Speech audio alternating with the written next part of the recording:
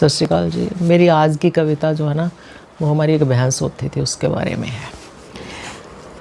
बचपन वाले पुराने घर में भैंस का बरामदा और उसकी मुझे याद आती थी। उसके बरामदे की एक तरफ भैंस के खाने का स्थान जो खुरली कहलाती थी। बरामदे भी कुछ जगह पर कच्ची मिट्टी जो गधों पर आती थी वहाँ भरी रहती थी। बरसात शुरू होने से पहले वो कच्ची छतों पर चली जाती थी। मैं वहाँ समय पाकर कुछ ना कुछ वक्त ज़रूर बिताती थी। मुल्तानी मिट्टी के ढेले संग स्लेटियाँ और उस मिट्टी को बड़े मज़े से वहाँ जाकर खाती थी। बरामदे के 1/3 हिस्से में ईंधन की चीज़ें भरी रहती थीं। उसके आगे लगी बड़ी बड़ी लकड़ियाँ उसको उसकी सीमा याद दिलाती थीं। हमारी भैंस सुबह दूध देने के बाद फार्म पे चली जाती थी।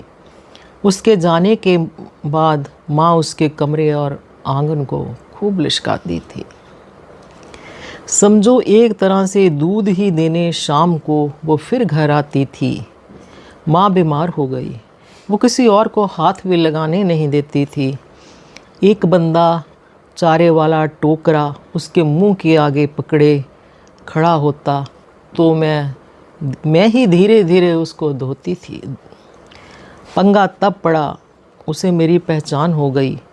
मैं आज़ाद परिंदा, पिंजरे में रहना मुझे न कभी भाता था। पर वो क्रैक थी थोड़ी। जब मैं न होती, कमल छोटा भाई मेरा सूट डालकर उसका दूध निकाल जाता था। इस तरह संकट की घड़ियों में कमल संकट मोचन बनकर आता था। फिर उसे बेचा गया।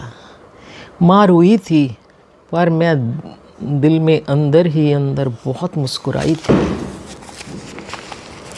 मेरे मन में बोझ था भारी कि मैं ही उसको क्यों भाई थी।